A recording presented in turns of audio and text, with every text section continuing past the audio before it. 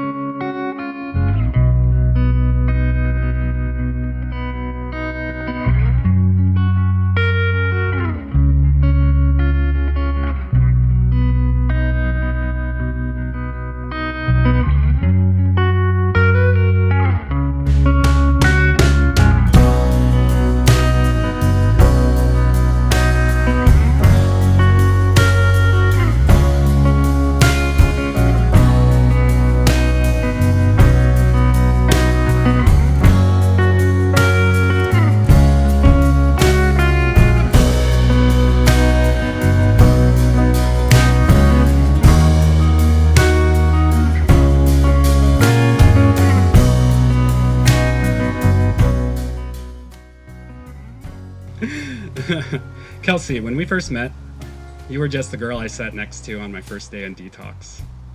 Of course, this being the lowest point in my life makes it perfect timing to find my person. But that's exactly what happened. We started with casual small talk, discussing our addictions and goals for the program. Really fun stuff. I started to learn about your life. You love bees, read a ton of books, and all about your cats. Before I knew it, I was falling for you. I didn't want to admit it. After all, I was in this place to try and better myself, but I couldn't stop thinking about you. Your cute smile always brightened my day. You cared so much about everyone around you, doing things like writing notes for everyone, just in hopes that it would brighten their day. You weren't afraid to discuss difficult things, and your old lady crocheting you had just picked up. I really like these things about you. Actually, I loved everything about you. When we couldn't talk, we passed notes to each other like a couple of high schoolers. It was so easy to talk to you. I hadn't felt this way before. The day before I left, you gave me your number to stay in touch. I was actually quite relieved because I had wanted to ask you for your number, but I couldn't muster up the courage to. I must have impressed you with the origami dragon that I made you. I remember the first thing I did after I got my phone back was put your number in it and text you. I didn't know when you'd be able to respond, but I wanted to tell you everything that was happening in my life. So I kept you up to date with little daily journals. I was so happy when you finally responded. It didn't take long for us to make plans to meet up once we were back in Spokane. You came over to my sister's place while I was dog sitting, and we played fetch with Gus for hours. And since then, we've been inseparable. And I can safely say you're the best part of my life. I wouldn't have it any other way.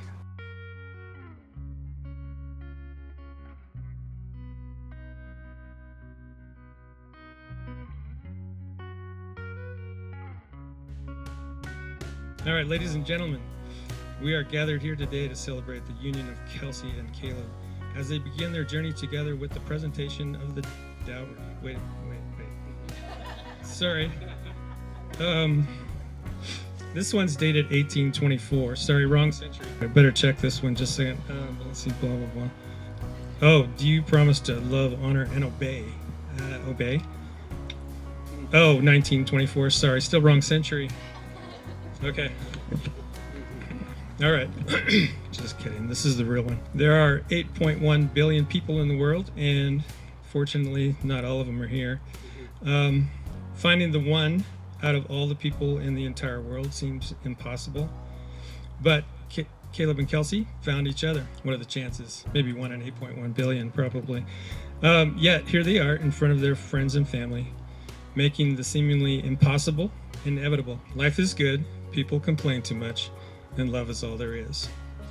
I believe it's a simple philosophy for life, and one I hope you both would take to heart. To me, it simply means if you love the one you're with, if you love your job, and you don't complain too much, then life is good. Keep that in mind. We found the one, and So have Caleb and Kelsey. If you didn't already know this, Kelsey and Caleb live in our basement. Now, we don't really hear much from the basement, but what we do hear a lot of is laughter, which we didn't hear that much before Caleb moved in. It's been great having Caleb around. He's the type of person who's willing to help whenever needed. Kelsey says if he sees something that needs doing, he just does it. No procrastination. Was he like that as a kid? Oh, good. And he plays golf, so how bad could he be? They laugh together because not only do they enjoy each other's company, and this is important, they like the same forms of entertainment. Caleb even has Kelsey watching Formula One racing, which I don't think anybody saw coming. Ready? All right. Will you both take the other to be the one you hold above all others?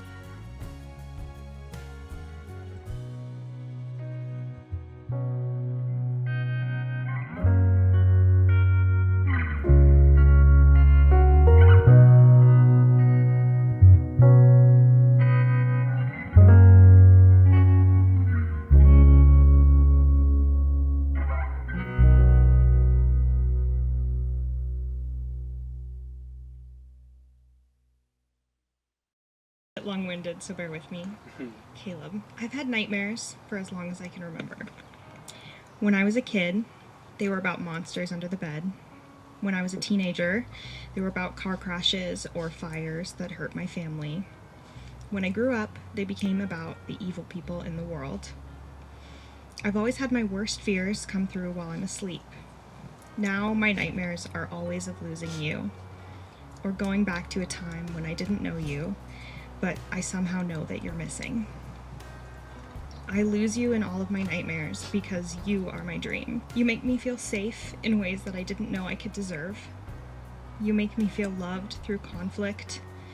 You make me feel safe through my anxiety and sane through my depression. You even make me feel funny through all my terrible jokes. You are so thoughtful and intentional in the ways that you show me love. We've come a long way in the 2 years since we met, with both of us going through our lowest lows that day. I never imagined I'd find the source of all of my greatest joy. Thank you for melting away my insecurities and helping me find confidence. Thank you for being the best dad to our kitties, 5 of them. Thank you for pushing me when I need it and taking care of me when I don't. Thank you for loving the parts of me that can be hard to love without ever making me feel hard to love. Thank you for texting me every time you get to your destination because you know how scared I get when you're driving. Thank you for loving me in small ways and making me feel known. I want to give you the world in return for everything you give me, but since I can't, you'll have to settle for these promises today. I promise to always encourage your passions and dreams. I promise to laugh with you every day, as often as we can. I promise to love you for every part of yourself, inside and out of our relationship. The parts that are a husband, a son, a brother, a friend, an uncle, and everything else I get to watch you become. I promise to watch every F1 race with you, no matter how early we have to get up.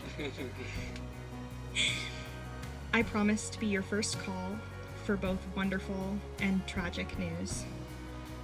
I promise to play our daily word puzzle, even if I'm already falling asleep when we remember we haven't done it.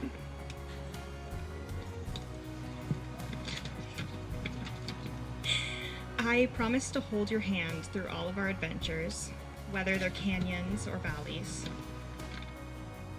I promise to never stop digging when I can tell something is wrong, even if it's annoying. I promise to remember in my dreams, in my nightmares, when I wake up, and every day, that you are the most important thing in my life, and that I am so lucky to get to spend it with you. And I promise to do all that I can to protect your peace, your joy, your health, and your well-being.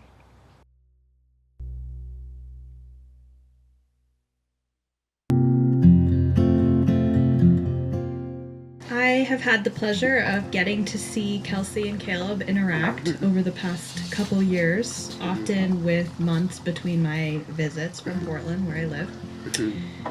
It is lovely to see their kind, loving, and joyful interactions grow and blossom over those visits, those peeks into their life together. I am so grateful they did not hesitate to build their connection, despite meeting during difficult circumstances for both of them.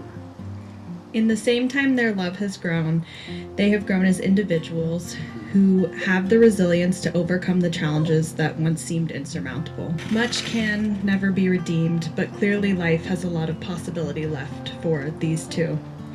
Kelsey and Caleb, give into the joy and don't let it be a crumb. Cheers to you both on your wedding day. We are proud of your joy and love, and you should be too. Love you both. I was so honored when she asked me to give this toast. It means the world to me that over these last 12 years, I've somehow stayed important enough to Kelsey to be celebrating with you all today. 12 years is pretty much as far back as friendships go. She has really cute sweaters. Her voice is stunning. She's a great dancer. She makes people laugh, and everyone seemed to appreciate those things about her. But most importantly to me, she was weird. Back then, we said earlier that she loves bees. She had a dead bee in a Ziploc bag tacked to her bedroom wall that you had to see every time you came to her house. She talked about fetuses a lot and said things like "indeedy foodle," which I haven't said on purpose in many years, but autocorrect still remembers, and it haunts me to this day. Really? Wow. As I'm sure many of you know, Kelsey is weird in a way that lets others know it's okay to be weird too. That changed me. She made rehearsals worth waiting. She made auditions worth the anxiety. My happy place was a sleepover in her basement with Doritos and Oreos and a movie that Kelsey was introducing me to.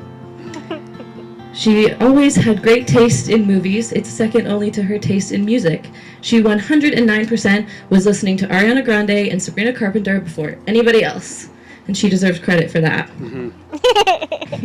However, there's one very important aspect of our friendship that I haven't mentioned yet, and this is where we fail the Bechdel test in this speech.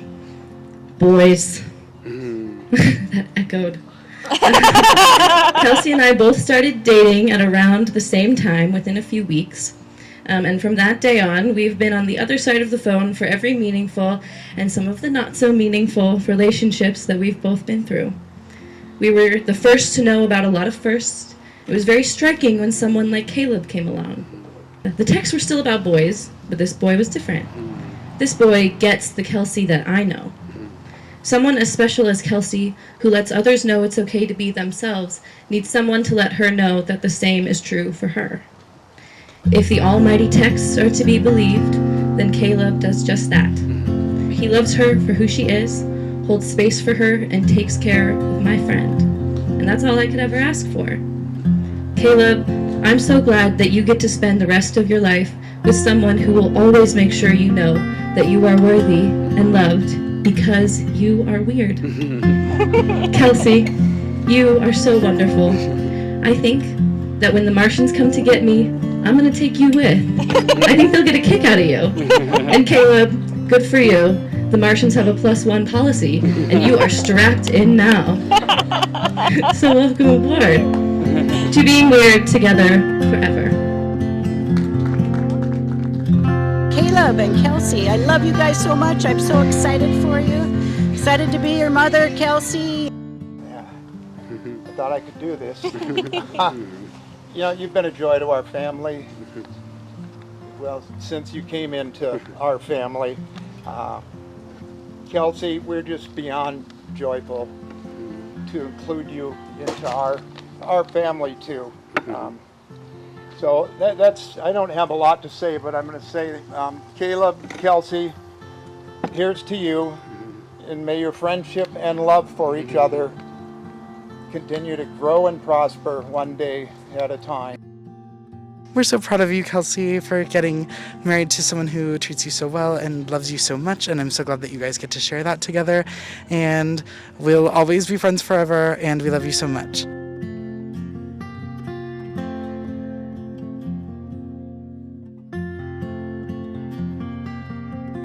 Hello. We're so happy. We're so happy to see you happy.